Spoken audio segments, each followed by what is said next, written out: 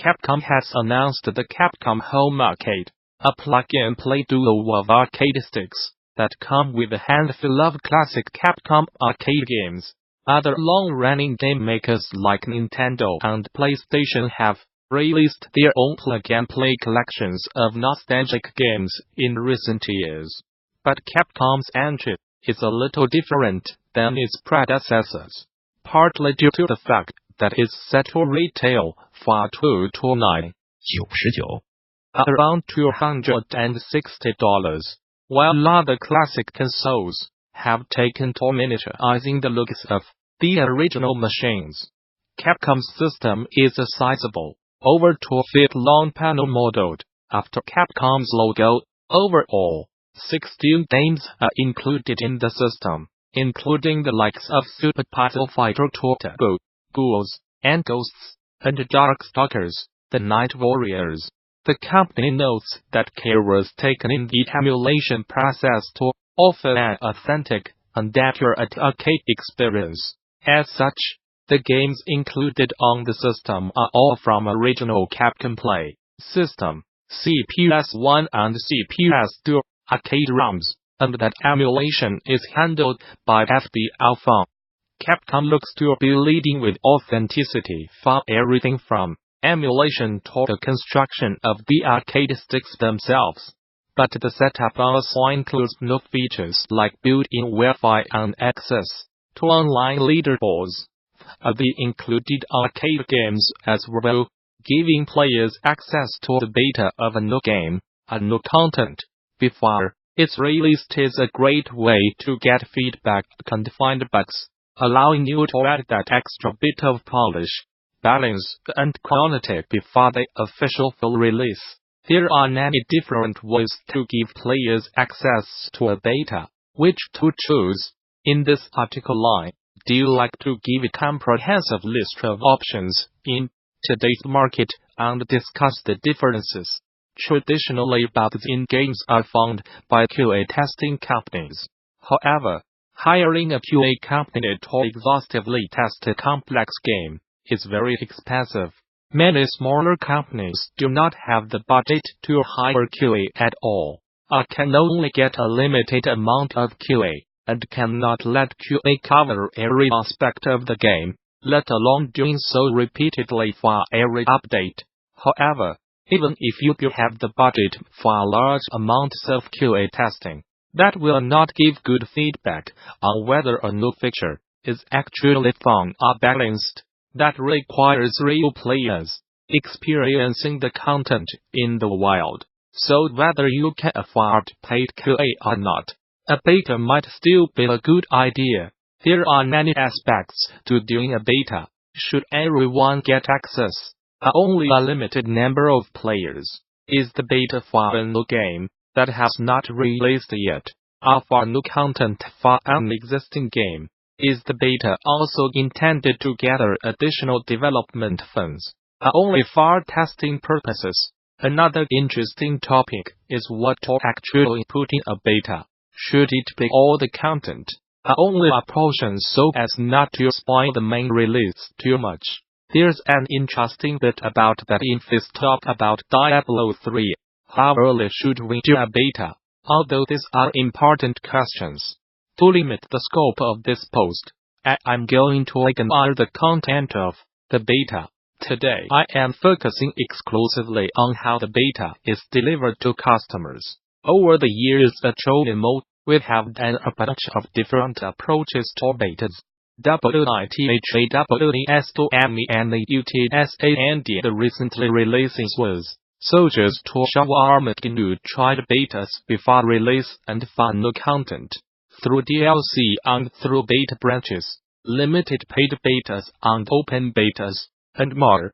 That means a large portion of this post is based on our own experiences. But since I want this list to be as comprehensive as possible, I will also discuss approaches that we have not tried ourselves. Since consoles offer very few possibilities for betas, and since Steam is the biggest and most complete platform on PC, this post mostly lists options in Steam. Some of this will probably be possible in similar ways on competing platforms like GOG, itch.io. If I missed anything that's fundamentally different on other platforms, or if I missed some approaches altogether, then please let me know below in the comments, so that I can add them. File updates to an already released game. This is the most common way to do a beta on Steam. When uploading a build, you can select in which branch it should go live.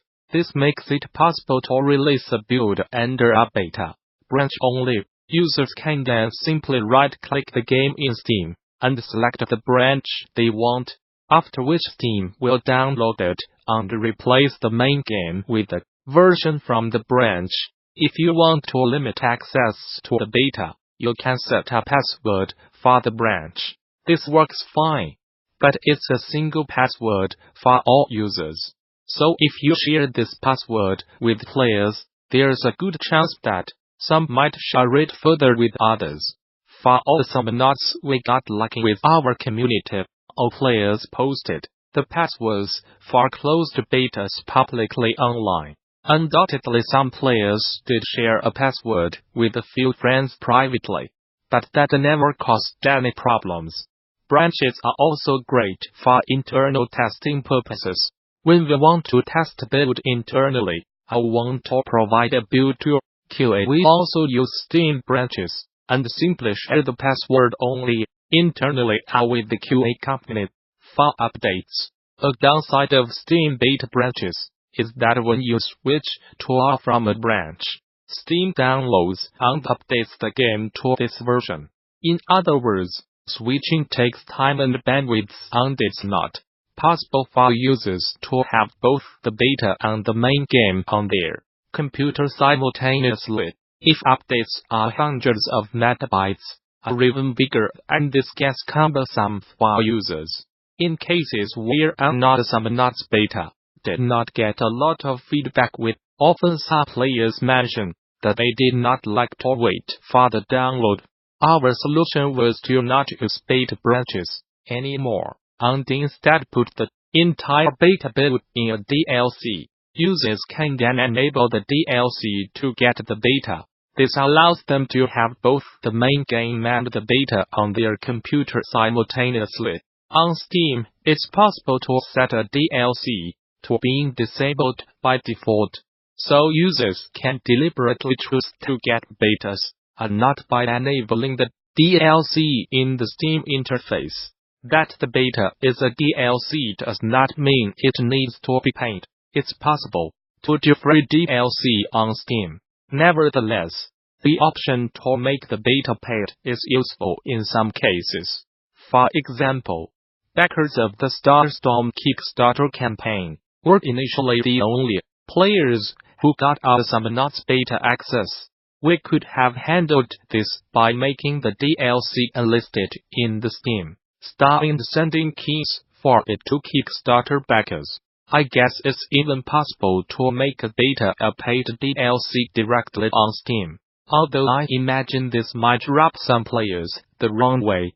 For new games, this is the easiest way to do a beta before the release of a game.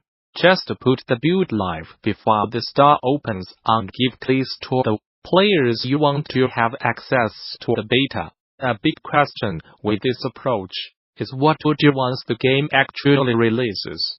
Do those users keep the game, or do you revoke those keys? If this was an open beta, then you will probably want to revoke the keys. But in case of a closed beta with a small group, you may also choose to consider the game a gift for those who did beta testing. If you choose to revoke the keys, be sure to do so a few days before launch. I have heard of cases where users could not buy the game on launch because the revocation of the keys had been done too shortly before launch. Steam apparently had not processed that entirely yet. I have no idea how much time is needed for that to not go wrong, but revoking the keys a few days before launch seems safe enough, I guess, both for new games and for updates. and issued with giving users keys to the main game, and then revoking those before launch is that if they had the game wishlisted, then the wishlisting will be on after this. The solution for this is to do the data in a separate tab entirely. This way it's an entirely separate game with its own settings, achievements, leaderboards, and AppID. This version of the game is not listed in the store, so it only exists for those users who activated the game with a beta kit. An additional option when doing your pre-launch beta through a separate tab is that it can continue being used after the game has launched and can then be used to do betas for updates.